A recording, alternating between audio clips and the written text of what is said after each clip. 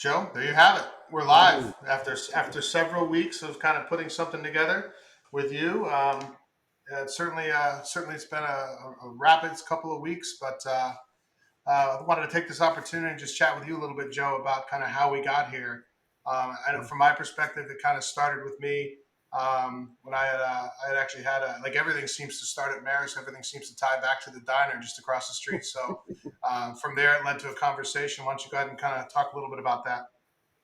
Yeah, well, so first of all, this has been a lot of fun and getting to know you. We haven't met yet in person, which is, a great connection from Maris. But you did the heavy lift with getting the branding and this whole thing going. So I don't want to take too much credit for that. But when Tim had us connect, some of the things I was talking about was setting up something that's long lasting, foundational for Maris football, something I feel like we lacked and we needed, for the future to promote the program, connect our football alumni, which is now over 1,600. There's small groups of guys, but there's no real way to make it easy for everybody to come back and be connected to the program. And then, a new coach having access to everybody and making everybody feel like one big Red Fox family. And at the end of the day, have some fun, reconnect with people, and talk football, talk Maris football, which we can do for you and I have done for hours at a time, right? So Sure. So it's really what yeah, I saw as a great opportunity. uh, yeah, it's been great. We've spent a lot of time talking to folks who played in both my era and your era. One of the things that I kind of recognized in doing it, we actually got an opportunity to speak with Rick Party, who recruited me into Marist, right? But obviously you played for as well. But he had a very interesting perspective, which is when we talked to him, which was that Marist football and the program is bigger than any one individual. We'll talk a little bit about that conversation that we had with Rick. Yeah, it's just great to connect with him, and it just takes you right back 30 something years. And yeah, I mean, I echo what you say. Like the program's bigger than any of us, and it gets back to what my thoughts on what I wanted to contribute and help contribute, which is to create something that goes beyond me, goes beyond you, goes beyond every one of us, and builds for the future. And it's that was a coaching change that I went through, and you talk about um, you know being a part of the last one. So why don't you Yeah.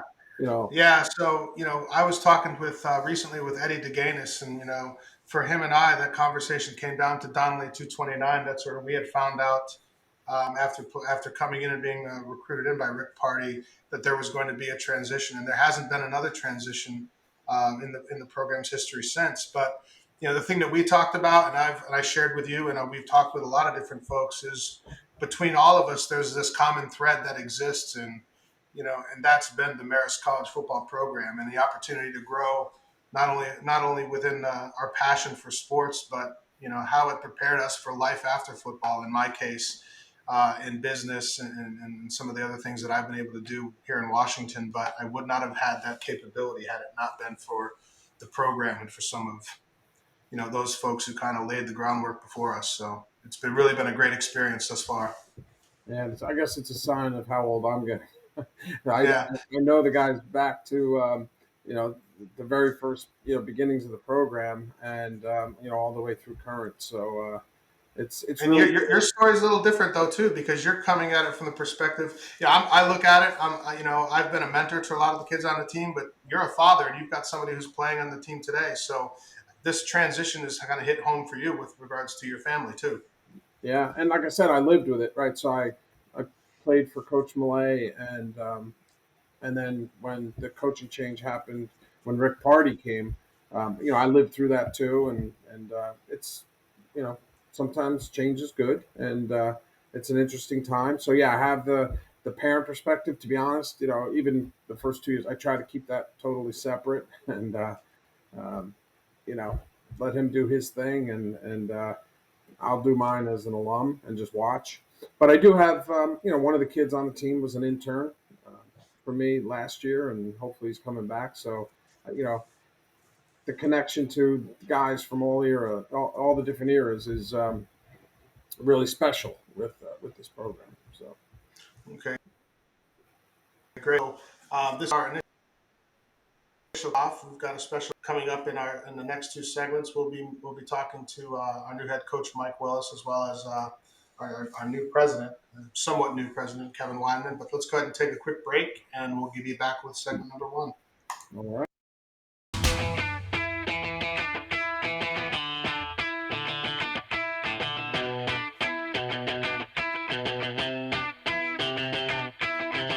Can't stop, addicted to the shindig. Chop top, it says I'm gonna win big. Choose not to life of imitation. Distant closer to the reservation. All right, let's go ahead and have a quick conversation. Upcoming episodes for First and Goal. Kind of guys, when Joe and I really started this process with Mike and Tim, the concept was to create a community of interest around, the history of Red Fox football. It's been different for each one of us. What we're really hoping is we wanted to start with some of the more historical, foundational aspects of the program. We're going to go in episode one all the way back to for episode one, which is our kickoff. But in episode two, we're going to go back to the Vikings days prior to in those club sports. So, Joe, why don't you talk a little bit about kind of how we came up with the concept of representing at first the MAC championship teams and kind of getting ready in advance for the spring game and what we're going to do kind of during the season next year. Yeah, I mean the goal was to get out to as many of the alumni, football alumni that we could, and the feedback, so far has been incredible. I think we'll have more people than we can fit into these episodes, and getting the several championship teams on there as a first batch of guys to talk is an important approach.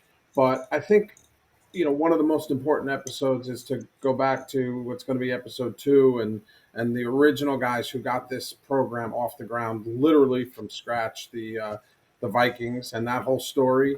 And I'm really looking forward to that one. I've spoken to a few of the guys, and they're super excited to be a part of it. And that one's going to be really fun.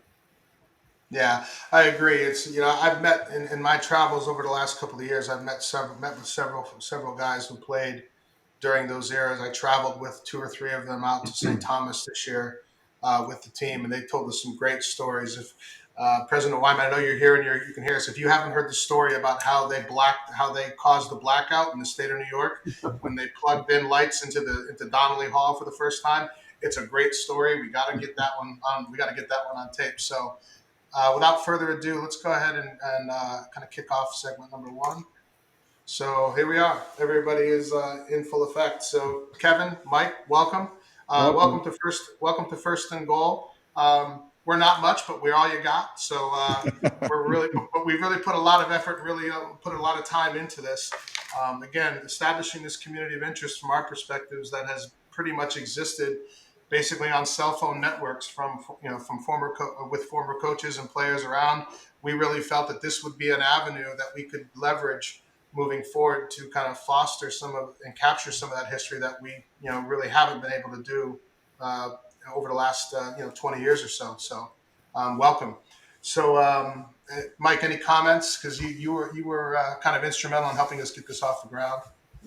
Uh, I'm thrilled to be here. Thanks so much, Chris and Joe, for all that you've done. And thanks to Kevin for taking the time to be on with us.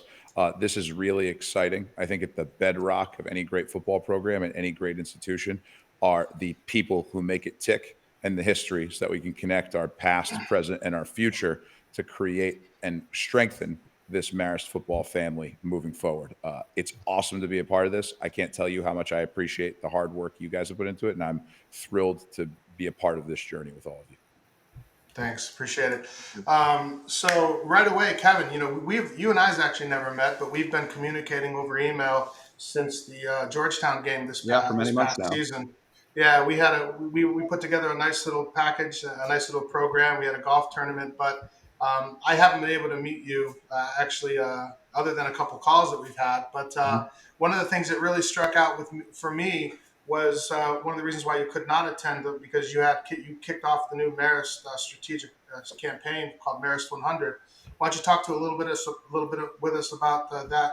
What role athletics and also the football program plays in Marist 100's plan? Well, thanks so much. Well, first, let me echo Coach Mike's comments.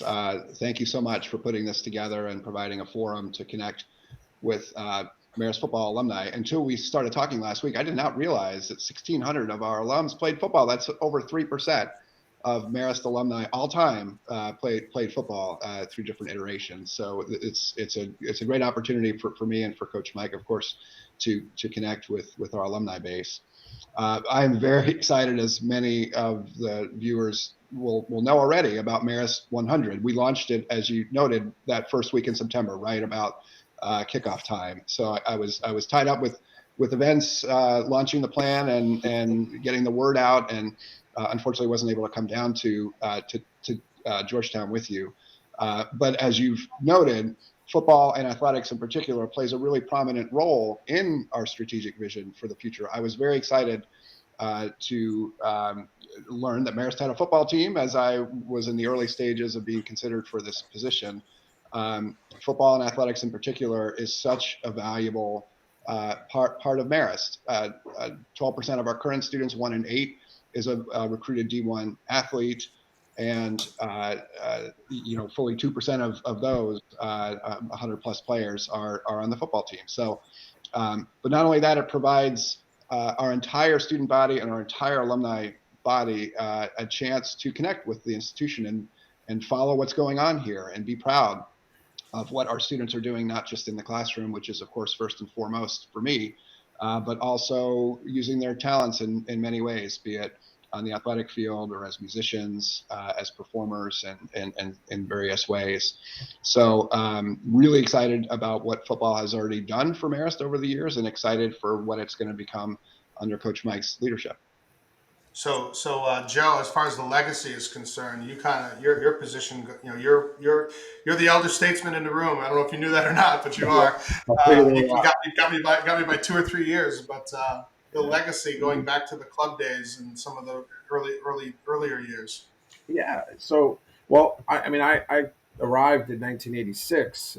Two of my teammates are the sons of Tom McKiernan Sr., who was one of the handful of guys who started the whole program back in the 60s. Ron Levine was the first head coach. He happened to be my offensive coordinator my freshman year, with Mike Belay as the head coach, who was the second head coach. And then in, I want to say 1988, maybe, Rick Party came in. So by the time I left, I had played for every head coach at Marist. And then Jim came the year after I left. And I've known him for 32 years. So it's a family, right? I remember Mr. McKiernan being around after games and, taking us out for some food and stuff. So it really, like, I can go all the way back to the beginning, and it's really super cool. That growth of the program from club to our time there, Chris, and you can talk about it a little bit before I have a couple questions for both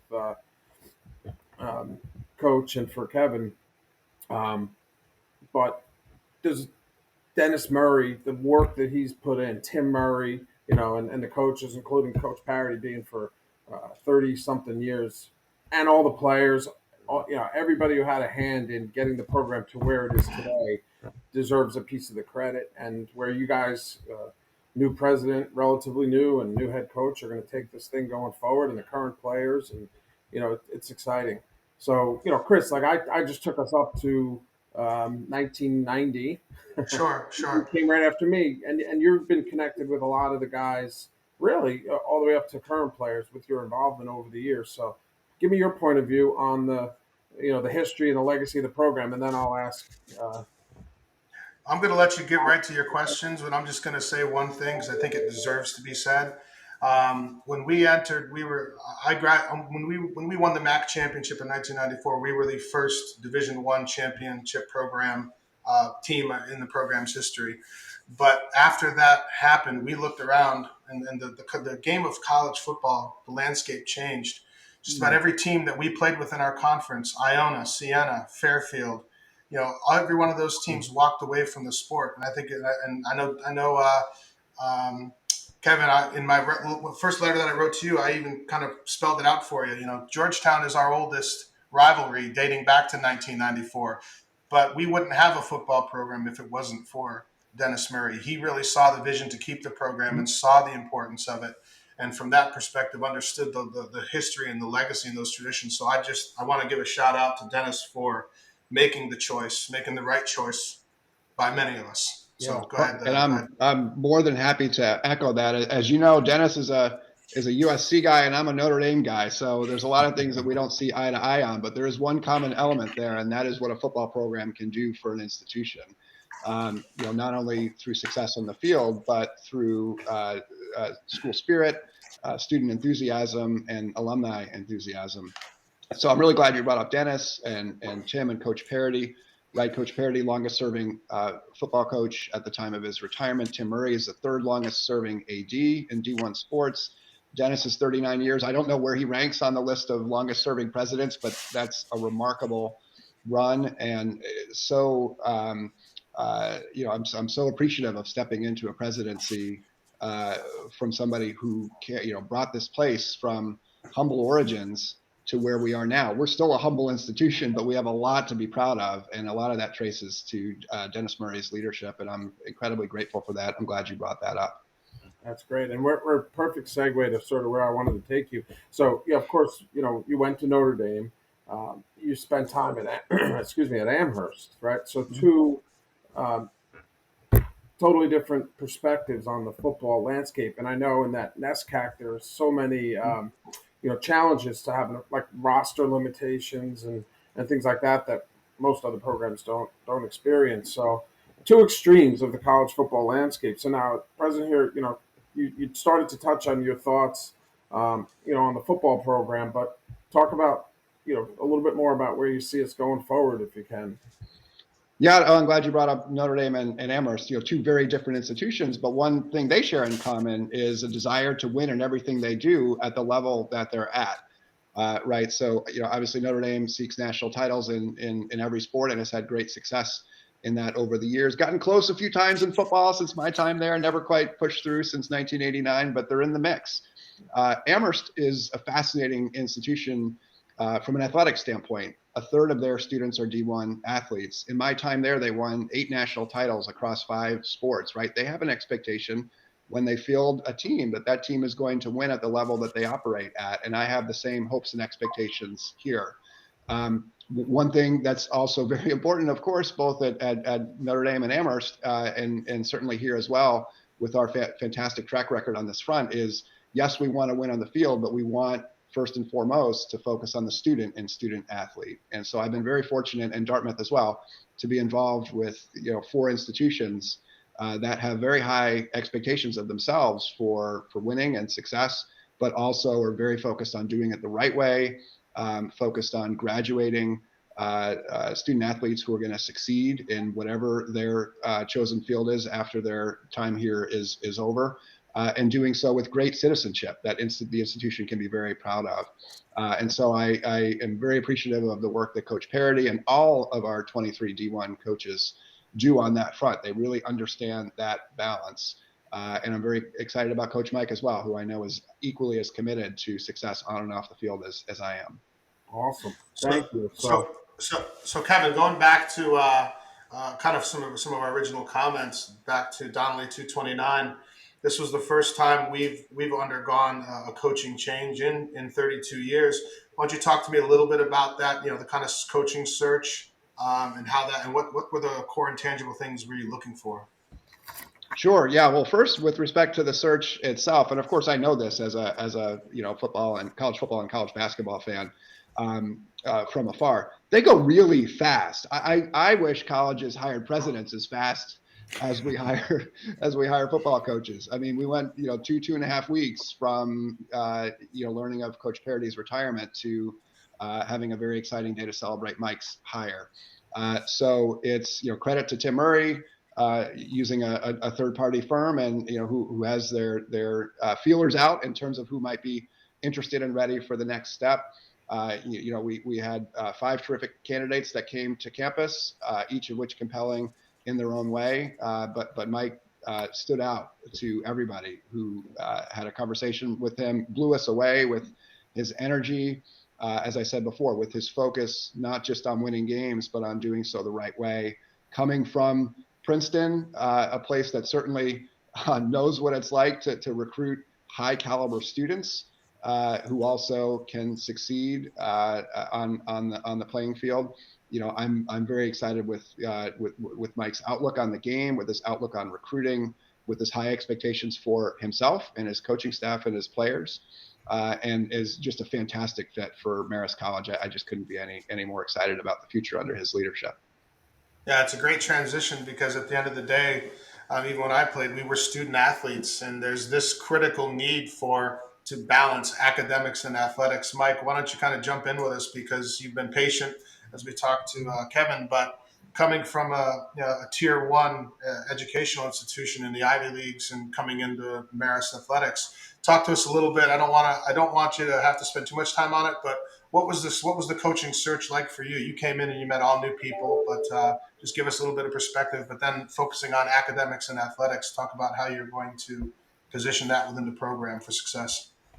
Sure. So my experience professionally was entirely at Princeton. And the reason for that was it was an awesome place to work. I worked with great people.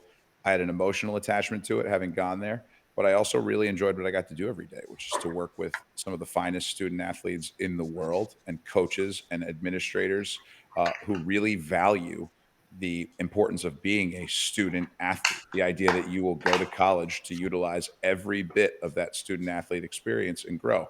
And so when I looked at growing professionally, I thought I had the greatest job in the world. I was in no rush to leave.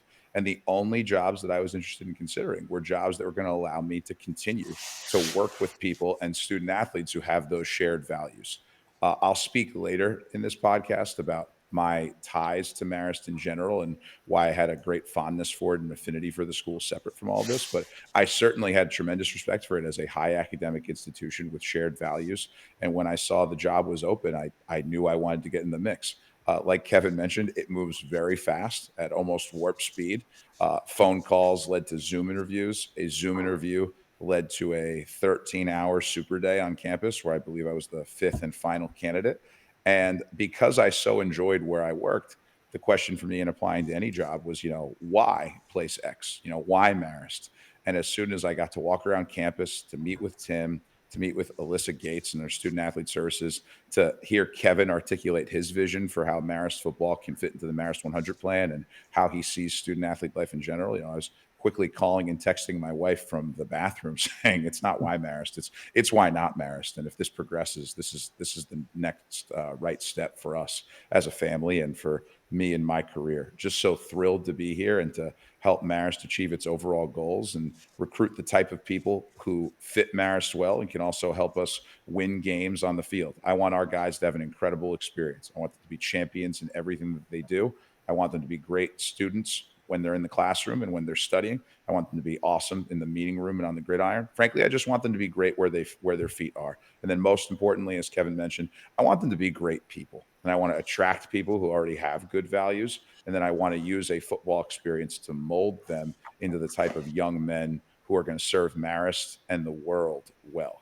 The life lessons I learned in football drew me as much to a career in football as the actual act of teaching and competition does.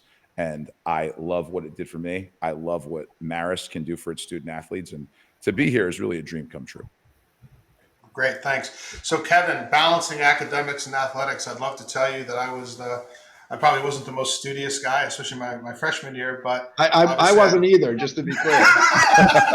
Yeah, and I didn't play a D1 sport. It's not easy. I mean, when I think back to when I played, and we would have we practiced during the afternoon right up to 5-6 o'clock at night, and we missed dinner all the time. Now the program's a little bit different. They're working out in the morning, and they don't have 8 o'clock classes. I mean, we had 8 o'clock classes. A lot of the folks that I played with, but academics is still the number one goal, and for you. In a time and an environment where the transfer portal is where it's kind of a little bit different. But talk to us a little bit about what you're looking for from an academic commitment. Yeah, and this is why I try to spend so much time with our student athletes and the coaches at their games. I mean, they work so hard, right? I mean, we expect them to succeed like any other student here, yet they're practicing 20 hours a week, long bus rides to Buffalo, physical injuries, mental health pressures, right, for succeeding in various ways. You know, I want to be there to let them know how much I appreciate what they do and understand how hard it is to be a student athlete at the Division I level. You know, we talked before about Notre Dame and Dartmouth and Amherst and here as well. I mean, the graduates who stay connected with their school the most are those who not only had a great academic experience, but poured themselves into some passion of theirs, whether it's athletics or, as I said before, theater or music, right? So making sure our student athletes know how much we appreciate and recognize the sacrifices and the hard work that they make will only help them remain more committed and more engaged. And you know, I hope every you know, Marist football student athlete graduate who's listening to this, you know, sees some of themselves in what I'm saying right now, right? That experience that you had was a bonding experience unlike anything else, through the challenges, the time management, and so forth. One of my favorite things that I've heard about our student athletes is their GPAs are higher in season than out of season, right? You would think it would be the opposite, but it's because they're so driven, they're so focused, they have a support structure from their coaches. They're not wasting a minute of time. And we need to recognize that, those of us who are here and enjoy going to the games, but recognize that these are human beings who are pouring themselves and, you know, risk of injury and so forth for their love of the game and their love of the college. And I just want to be there for them anytime I can. Yeah, for me, it was exactly what it was. It was about having that core discipline. I know Joe, in your professional world, athletic facilities and things like that are really a key focus for you. So, why don't you go ahead and jump in? Oh yeah, we do that as architects, design facilities, and you know, the McCann Center, the original one is buried beneath what's now an awesome facility and a beautiful building. But you know, the original is still there. You know, at the one we knew, and so Mike, talk about that facility, and you know, at the Division I FCS level, how does that compare to facilities you've seen? Oh, we have everything that we need. We have a fabulous weight room, a great stadium centrally located on campus. It can't be overstated how awesome it is to have your football facility be walkable from every other part of campus. Very often in Division I athletics, there is a tension in the economy of a student athlete's time, meaning that they have to commute 5 miles via bike or drive or take a 45-minute bus. And while those challenges are not insurmountable, they do add up and affect your quality of life.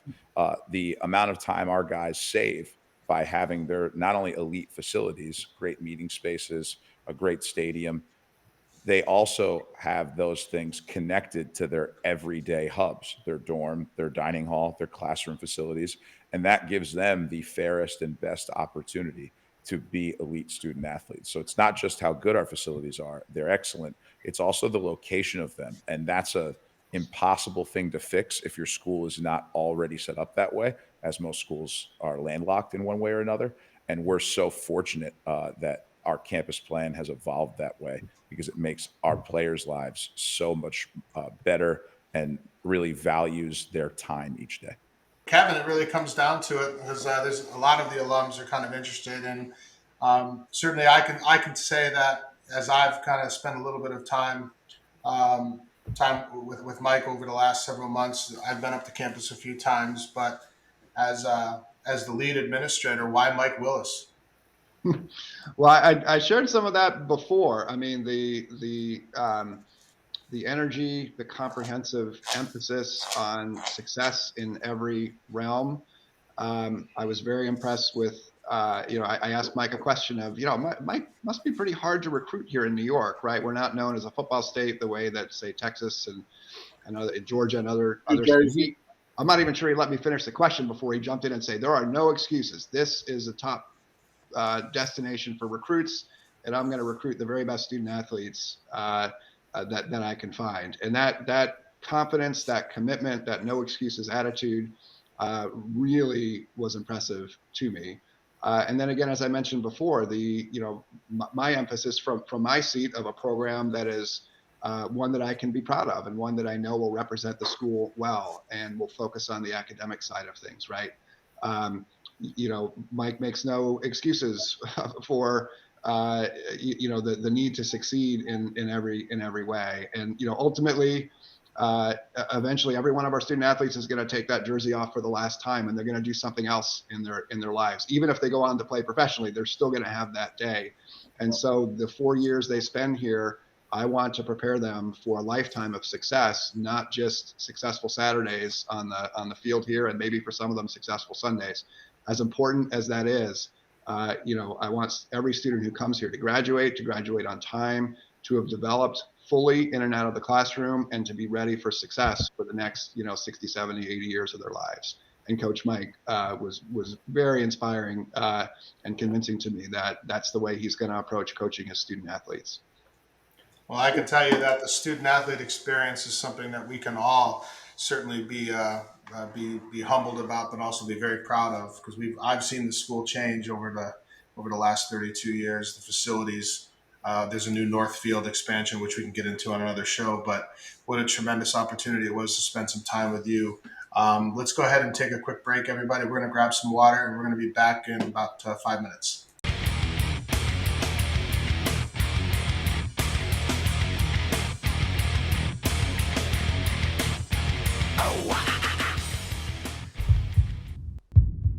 All right, folks, we're back in target of opportunity, Mike. Yesterday, Athletics released the 2024 composite Marist football schedule. Obviously, still kicking off with Georgetown, the longest serving rivalry. Walk us through the schedule and give us some of your initial thoughts. Yeah, I'm so excited about this schedule because it represents all of the best parts of being a Marist football student athlete. You get to engage in historic rivalries, play against great Northeast programs with similar academic standards and goals, and test yourself against teams that have made the FCS playoffs, been champions, been no matter who we are playing, we are thrilled to get to engage with these Northeast opponents in our out of conference play. And then as you segue after our third game into conference play, you get all of the best parts about playing in the Pioneer Football League. The opportunity to play at the Division I level against other great academic institutions, but to be the only conference in the country where you routinely travel like a professional team. This is NFL style, put the ball down football.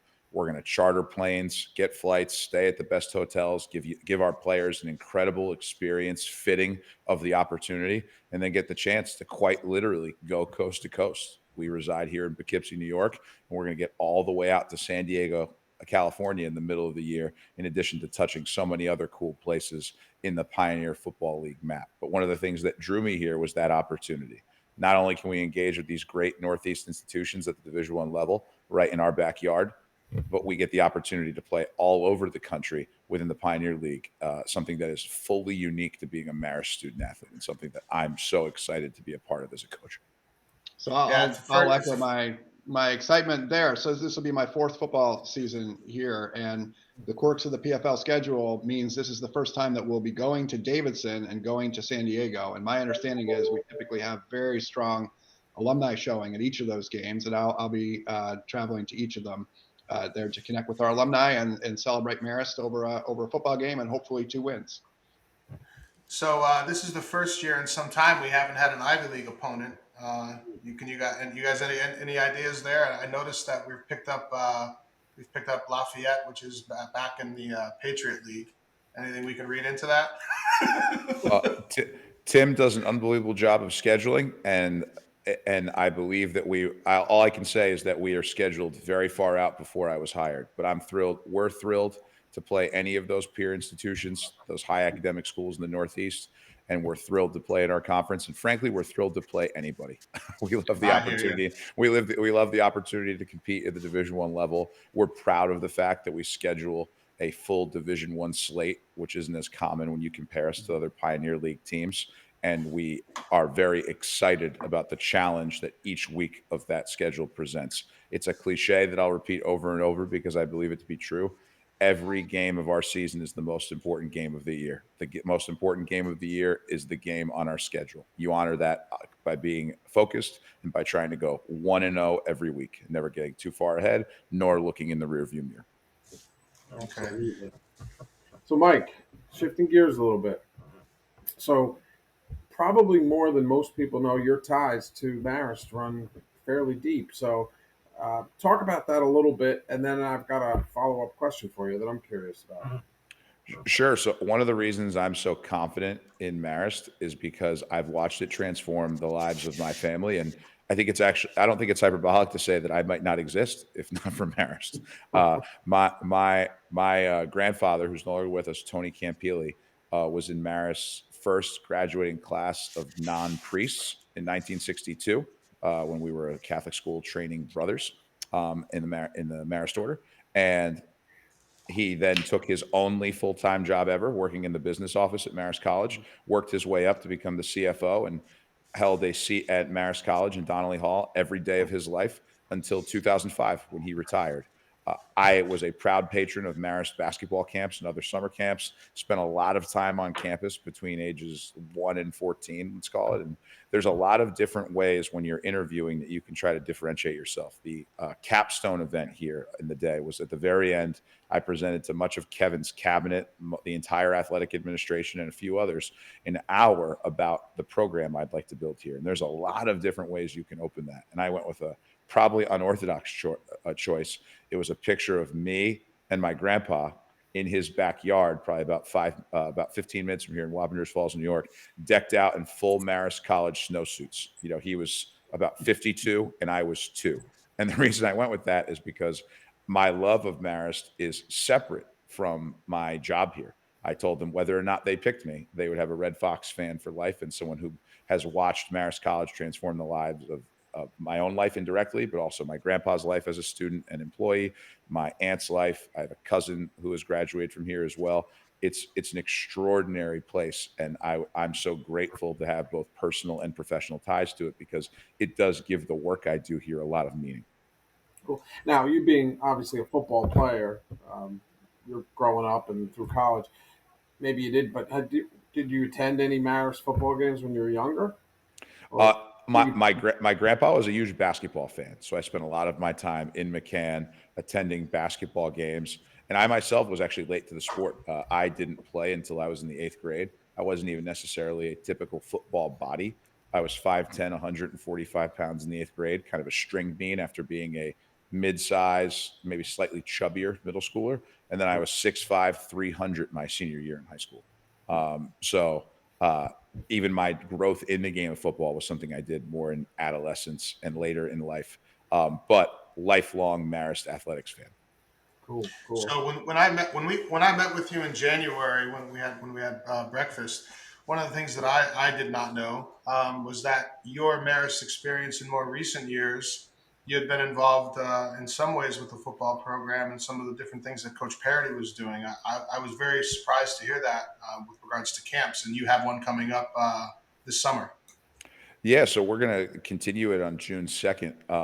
Coach Parody hosted an academic mega camp, so really a gathering of like-minded institutions, coaches from the Division One all the way down to the Division 3 level, to try to give student athletes, prospective student athletes, a chance to experience Marist while also getting exposure to a wide variety of colleges. Kind of a one-stop shop where their time is very valuable. They might be making a limited trip to the East Coast, and they want to come see Marist and also have the opportunity to meet with coaches throughout the region and throughout the country who have a similar goal to develop these elite student athletes.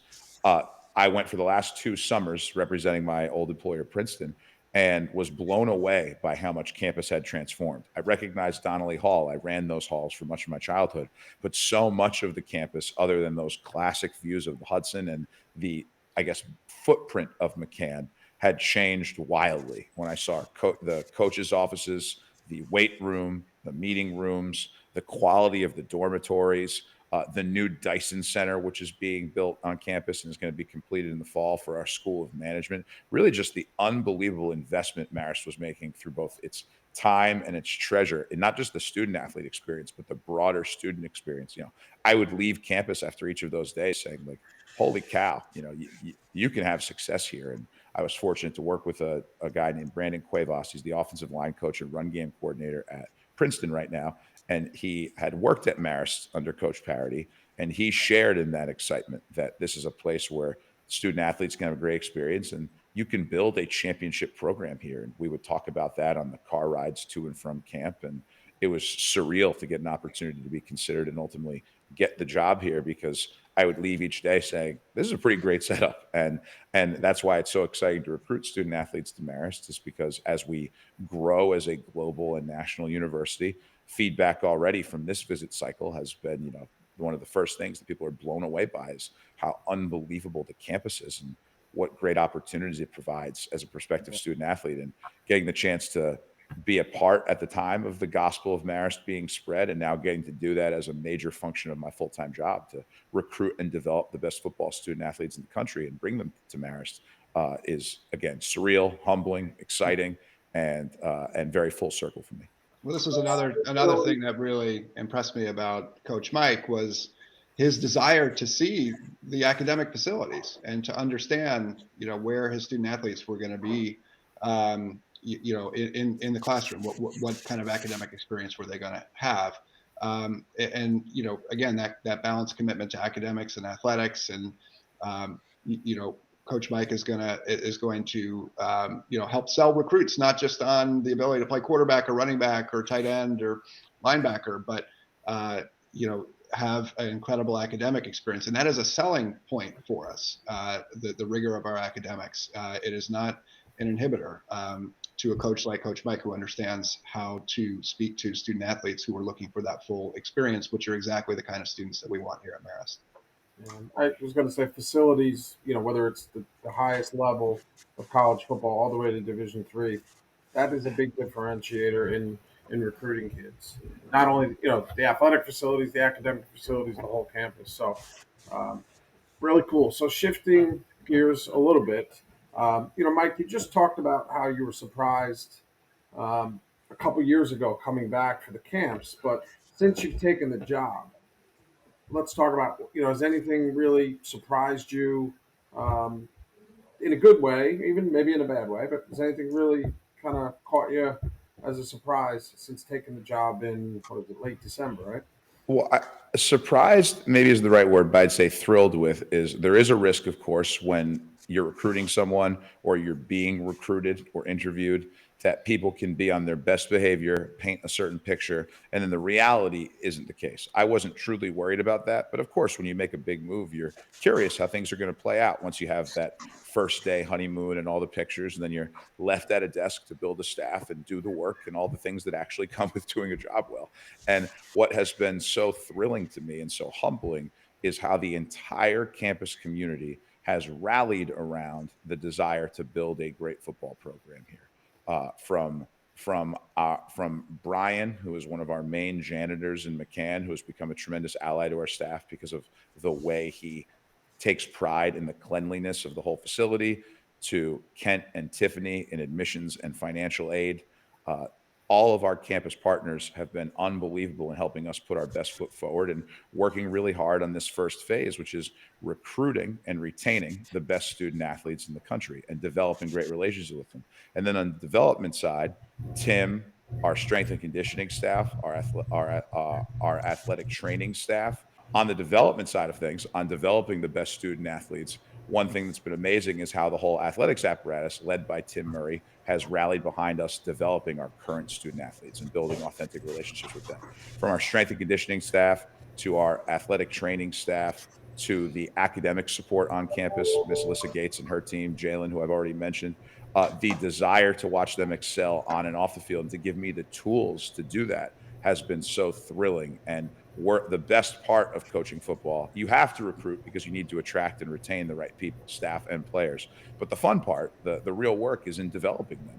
And the development process, which we're about 2.5, almost 3 weeks into since our current players have returned from winter break, has been so fun. The energy in the weight room, the number of guys participating in our student athlete enhancement center, the fact that I'm getting messages from guys, working out small scheduling differences between career fairs and job interviews and football meetings. Those are the most fun texts to get. Hey, I'm supposed to interview with Morgan Stanley. It might make me 5 minutes late. Great. That's what I want to work around. As long as we're being effective communicators and guys have the opportunity to do everything well here, to truly have it all at Marist, uh, the fact that we're able to do that so quickly is a credit to the support of the entire institution. As I mentioned at the beginning of the podcast, the people are what really make an institution great. What the institution allows us is to attract the right people, and thrilled with all of that. It's been a really really fun uh, first couple of weeks here. Cool. So that's a great segue for me because where we get into this, and I'm going to address this to both Kevin and to Mike. Kevin, when I was sitting on the train, I was flipping through the Marist 100 brochure that had been sent out, and there was a whole portion in there that talked about establishing the next level of philanthropic giving. And when I was thinking about the whole concept of putting together the podcast and budgets being what they are, what we're doing here is fully funded by alumni. But for both of you, what can the Marist football alumni do for the future of Marist football? I think that's worth discussing. Well, I always start every question I get that touches upon fundraising by saying a couple things. First and foremost, the most important thing that we have to begin with is simply engagement, right? That we want active, engaged alumni who are interested in the college, who are intrigued by what's happening here. It's why we've really ramped up our communications efforts with the weekly newsletter and other forms of outreach so that our alumni can be inspired. I can't look an alumni in the eye and say, hey, I'd like you to support the college unless I've been inspiring in every way possible. So that's really where all this starts. As I mentioned earlier, having a football program that is a rallying point for people who played the sport, but for other alumni who just love athletics and are have a sense of pride in Marist and want to see Marist succeed.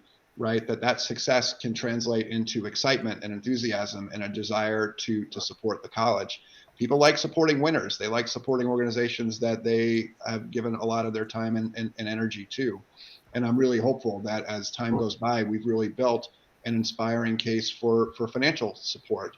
The very best colleges are ones who have very high giving rates from alumni and are able to supplement student tuition dollars with forms of philanthropy, be it through spending from an endowment or annual giving or a restricted gift where an alum supports something of particular importance to them.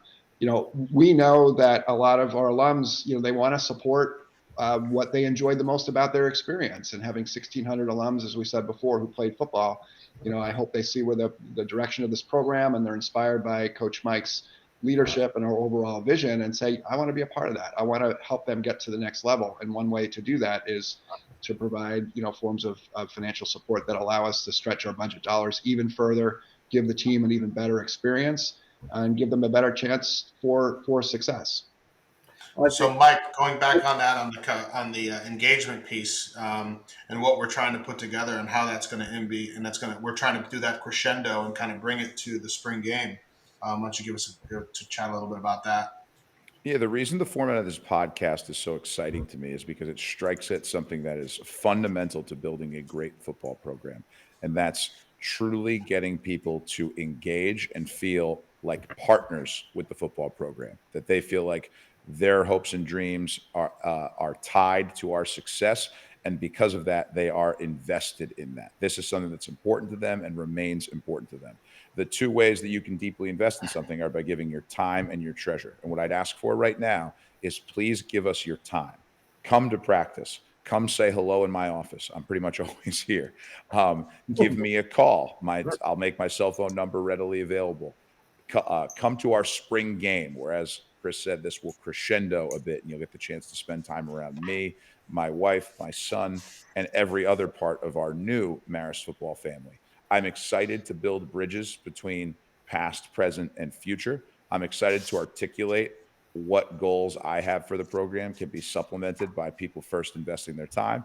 And then, as Kevin mentioned, of course, I hope people are inspired and excited to donate their treasure. But first and foremost, I ask for your time. I'm eager to get to know you. I'm eager to build a relationship. And I want you to feel like a partner of this program, because that is so fundamental to our future success and to creating value for our current players, where they have access to mentorship, employment, and a network of people with shared experiences, because shared sacrifice builds trust. And there should be a thread of trust that runs between our current players, our current staff, our 1,600 alumni, and really anyone who's ever touched the Marist College football program and Marist College in general. So, Mike, foxhole guys, right? I think a lot of folks have kind of it's more than a hashtag for you. Why don't you talk to us a little bit about its point of origin? I know uh, it comes from a special place for you.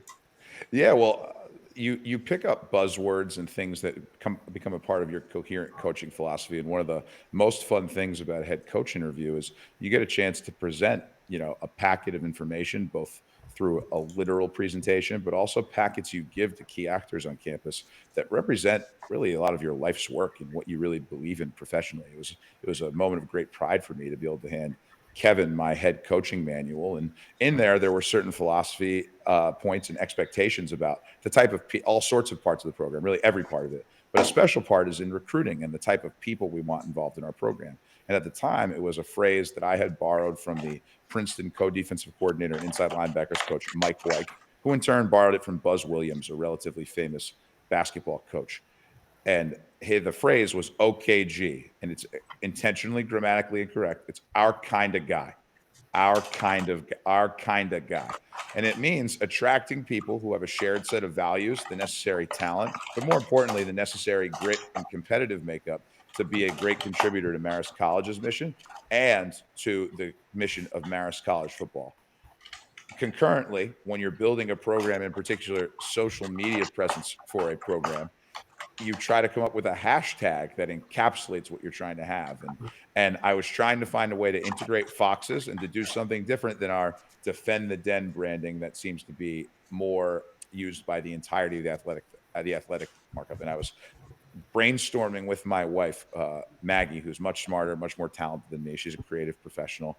And I had colloquially at times in my previous job, I would talk about someone being similarly to an OKG, a foxhole guy, someone you trust to have your back when times are tough, and evoking that feeling, that military imagery, that feeling of brotherhood through shared sacrifice. Though clearly what we do is not nearly as serious or as important. And she said, "Well, you've already used that term a lot in your life. It has fox in it. Why Yeah. not go? Why not go with foxhole guy?" And it was kind of Duh. again, she's much smarter than me. She's much more talented than me. In addition to being a children's book author illustrator, she's a design professional, and all of the layout and graphics that were in that manual I handed Kevin, I must confess, weren't me, and they weren't hired for work. They were work that my wife very graciously did for me in the weeks leading up to our interview here. that term foxhole guy so clearly encapsulated what we're looking for here. It's resonated with alums, it's resonated with recruits, and it's resonated with our current players. And I think it's emblematic of where we are and where we're going. The idea that we want to create a group that's deeply bonded to each other, that recognizes the value of graduating from Marist College and recognizes the value of a 4 to 5 year experience and then a lifelong relationship with Marist College football. Cool. Well, I'm going to shift gears a little bit. I was going to dig into, a little bit about, the commitment to the program, but you guys have really done a great job of answering that. But before I shift, I'm going to make a statement on behalf of all the guys I've talked to and Chris as well. Chris talked earlier about how we thank Dennis Murray for keeping the commitment to the football program. And we thank you, Kevin and Mike, for your commitment going forward. Because we've watched a lot of the teams that we used to play just fall off. And there's been conversations over the years. Well, geez, what if they drop football? It's not something we would really have liked to see, and it's just awesome that And I think Kevin, you mentioned it, or maybe you both did, about how the faculty and everybody around campus is energized around the football program, and that means a lot to me personally. And I know I'm speaking for 1,600 people. So thank you guys for that. So now we're really going to shift a little bit for you, Mike. Talk to us a little bit about the staff that you built. And I have a question around that. Like, so your philosophy, do you, when you're looking at a coach, whether it's a coordinator or position coach, is scheme previously coached important, or is it a relationship maybe that you had with that coach where you worked with them? What's your philosophy on who you're picking and how they're getting molded into the staff? Sure. Well, the answer is for different hires and different people, all of that plays a factor. What I can say, the general thread was I wanted to find and build the most talented, dedicated, proven staff in FCS football, and I wanted to build a group of people who were deeply committed to the Marist's mission and to my mission, which is to build a high academic football program. In building the staff, what was very, very important to me was to make sure that we had people who were deeply committed to Marist's mission and to my mission, which is to build high academic student athletes, had a track record of engaging with institutions like that, and then were proven recruiters and teachers that were going to allow us to recruit and develop the best student athletes in the country. You'll notice that quite a few people have worked for me or with me at Princeton. I'd be remiss if I didn't thank Coach Bob Serace for everything he's done for me, Steve Verbit, our associated coach and defensive coordinator. And I was thrilled to get to work with those guys, to watch many of them go and grow from Division III all the way up to the Power Five, and now to get the chance to work with them again. There were quite a few other coaches who we ran national searches for. There's one member of our staff who was one of 278 resumes that we fully collated for his position, and we got the opportunity to. I got the opportunity to Zoom interview with dozens of them before settling on him. Mike Horan, our defensive coordinator, is someone who I knew when he recruited me at Harvard. When I took an unofficial and official visit there, I had stayed in touch with and had fiercely admired the caliber of players he had developed there, Ivy League MVPs, but also great young men on and off the field. And I think the staff's composition is reflective of the successes that we want to have here at Marist, and that we're in a race right now against ourselves to do as quickly as possible. But just thrilled with the makeup of the staff. Great teachers, great leaders, great recruiters, and of course, they possess the schematic knowledge to give our guys a competitive advantage on Saturdays. Cool. All right. Well, the last question here, and we'll wrap it. So it's been all the amazing things that are going on. So what challenges? What's your big? What's keeping you up at night as you think about the upcoming season? Try not to be kept up at night by anxiety. I work really hard to keep my feet planted exactly where they are. And that doesn't mean avoiding planning. In fact, I plan very far out in advance for different contingencies. It means being focused on the act of doing the work each day and making each day our masterpiece as a staff and a player. We want to make sure that we are getting a little bit better every day, more specifically 1%. We want to have incremental growth, and we want to understand that we are winning or learning every day. We don't have to be afraid of failure. Failure is an unbelievable teacher. And each day I know that I'm growing. I know that I'm having small victories, and I also know that I'm learning while working on the job. I think that what is exciting to me is that while football and competition in general in team sports is somewhat adversarial, right? Two teams enter, one team gets the chance to be declared the victor. What competition really is about is helping accelerate your quest to reach your full potential and then providing the litmus test to see how close to your full potential you are. And that is really how we'll define success for our players. You won't hear me talk very often about championships or big games or rivalry games or a big lifting day or even tests versus regular class sessions.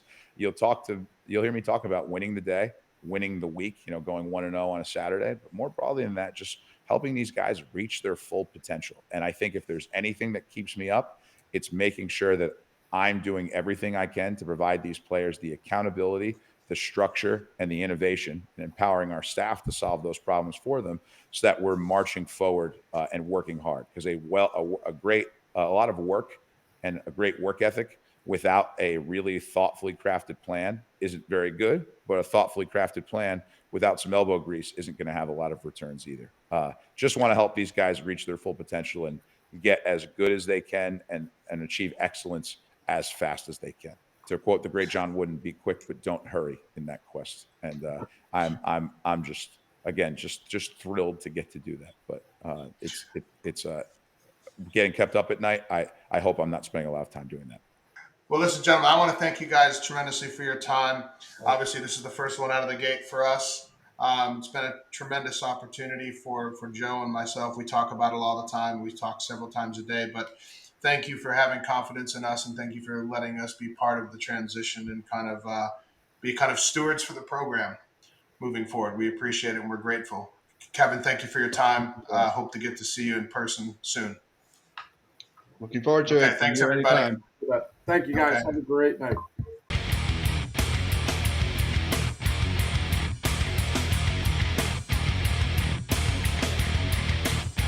Oh, wow.